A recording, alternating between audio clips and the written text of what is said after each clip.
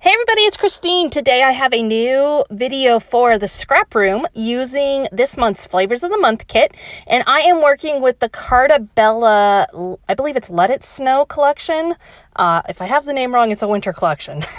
But anyways, it is a really pretty, soft winter collection with all those colors that we really expect from winter, grays and aquas and whites, and it's just a really pretty collection. And I have noticed lately, thanks to the scrap room, that I am trending towards using Carta more and liking what I make even more. So this layout was kind of the culmination of that thought process. I was like, Carta is really working for me lately. So that was kind of a fun realization, and I would not have realized it without the scrap room because they send me that stuff to use and I have to use it. So it's a good chance for me to try something out of the norm. But if you go back and watch some of my old Carta scrap room videos, you'll see me say, like, this is not my norm, this is not my norm, but I think it's becoming a little more of my norm. So, down to the design process. Now that I've rambled a little, I am using the Jumpstart sketch for this month, and you can see it sitting there off to the right. It's got a big circle on it. Screams Christine. It's got a big banner on it. It's got multi-photos. That also screams Christine. And so I thought, I'm a little zapped on mental energy, so I'm going to try and use the sketch and see if that will help me get rolling, because it just was not coming otherwise. So you can see I've used a couple of the patterned papers there to create my base. I am going to use a solid sheet of cardstock for my banner there, but you can also see that I used one of those patterned papers to create a border between my two patterned papers, and I tore it.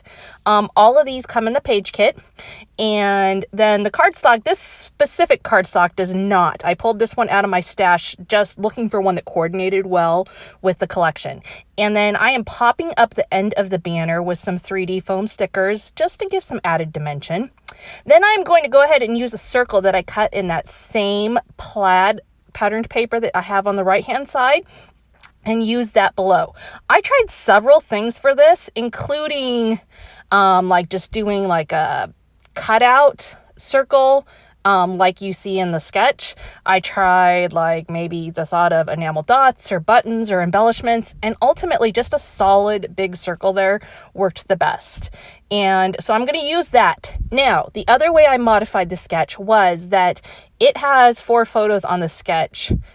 I think 4 or 3. Yeah, 4. But the 4, I couldn't make the 4 work with all the other stuff that I wanted to get on there. So as I've said before, it's about the art, but it's also about telling the story.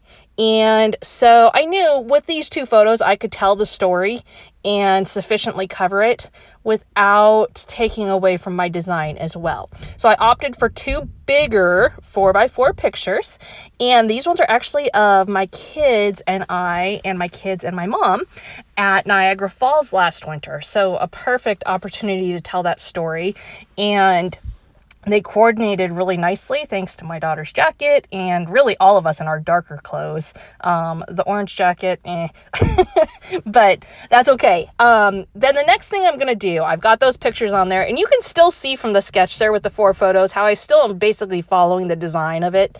I am going to use a couple of pieces from the ephemera that were part of the embellishments in this page kit, and I am going to cut off the part that I don't want, and I'm just going to use those edges. And all that's going to do is just add an extra focus to the pictures, pull the eye in and make it stand out a little bit more so it doesn't blend into the design too much. So using both that marquee shape and just a traditional frame shape, but with an added pattern to it. Now, I've got my basics here, and really I'm close to done, but I do need to add a couple more things. I've got this great sticker sheet, and I've also got ephemera, and I cut out that title that you can see that's on there that just says Burr. There wasn't a perfect title for this situation because we're at Niagara Falls. It wasn't snowing, so it wasn't a snow day. It wasn't You know, we weren't sledding, we weren't building snowmen. There wasn't any real perfect words within the page kit. So I just went ahead and cut one out using a script font. And I intentionally made the B bigger to bring some focus to the bottom left side of the layout there. Again, drawing the eye all the way around the layout. Now, just using stickers and ephemera, I am going to create some clusters around my title and around the bottom set of my pictures there. And I'm just basically picking shapes that I think look good. And again, kind of have something to do with it. Like, I don't really want a snow globe on there because it doesn't fit. You know, and these page kits, it's themed in that it's snow stuff, but it's nice that it comes with a whole variety of snow stuff. So you're not locked into like, well, if I haven't been sledding, it's not going to work. Not at all. This one, the one you saw me do earlier in the week, that was from Echo Park. There's a lot of options there. Now, you do have to think out of the box sometimes, but that's okay. That's part of being crafty, right? Thinking outside of the box and rolling with it.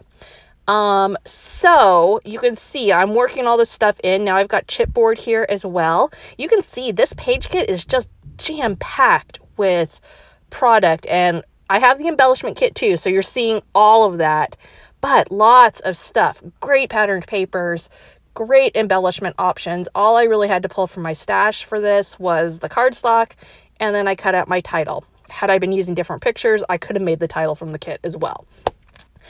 So there you see it. I'm basically wrapping up right now, adding on, you know, I want to get in as much as I can because I want to use as much of the kit as I can, but not take away from the pictures. And so I'm really happy to get this page done because this is a really fun vacation that we took, and I hadn't scrapped a whole lot about it yet, and so this will pretty much put a wrap on me scrapping it. I am going to add in some just snowflakes that I'm punching out, as you can see, just from white cardstock to add another pop of white to the whole thing, and that basically has it coming together. Now, as a reminder, the Scrap Room, it's a kit club, non-commitment. You do not have to sign up for a year or anything. She has several different kits. The one this one is from is the Flavors of the Month kit, which gives you 4 different page kits, gives you patterned papers, gives you embellishments, gives you cardstock, and allows you to taste a collection as well as more than likely get nearly a whole page done, if not a whole page. So sometimes you may have to add a little bit more in, but very often you don't. And it gives you just a great chance to try 4 new collections every single month. And then she has all the add-ons as well. She has the embellishment kits. She has patterned paper kits. She has cardstock kits. She also has another set that's a double shot kit that I also work with. It's a 2-page kit.